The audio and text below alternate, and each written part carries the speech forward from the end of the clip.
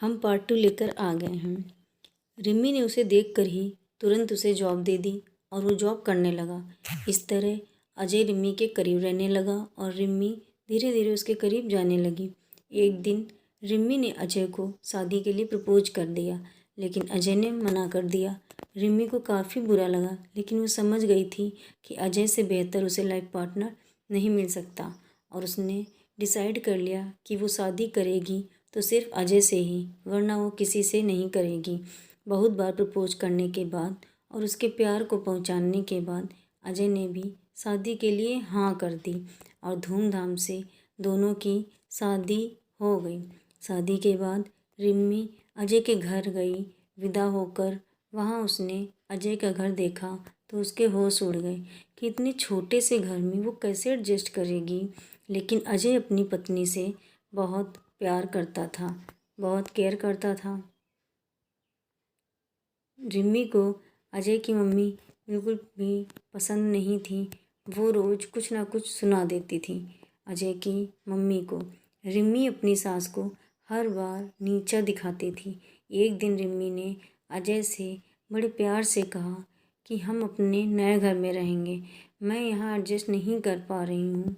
तो अजय ने कह दिया कि जैसा तुम्हें ठीक लगे। नए घर में जाने की तैयारी हुई तो रिम्मी ने साफ कह दिया कि माँ जी नहीं जाएंगी हमारे साथ, हम और तुम ही जाएंगे सिर्फ।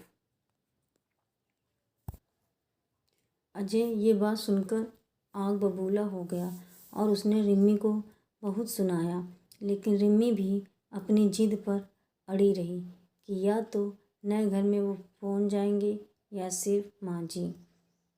तो अजय ने कह दिया कि मैं अपनी माँ के साथ पुराने घर में रहूँगा, टिक जाओ, अपने घर में रहो जाकर। रिम्मी गुस्से में चली जाती है नए घर में रहने। रिम्मी का नया घर महलों जैसा था। उसके घर में नौकर थे काम करने के लिए। कुछ दिन बाद रिम्मी की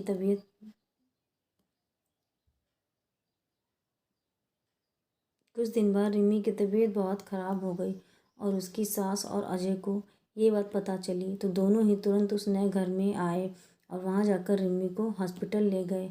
वहाँ उन दोनों ने रिम्मी की बहुत सेवा की, बहुत केयर की। दोनों ने मिलकर रिम्मी ठीक हो गई और उसने देखा कि जब वो बीमार हुई थी तो उसका पैसा भी काम नहीं आया था और ना उसके नौकर। उसकी सास और उसके पति ने बहुत केयर की।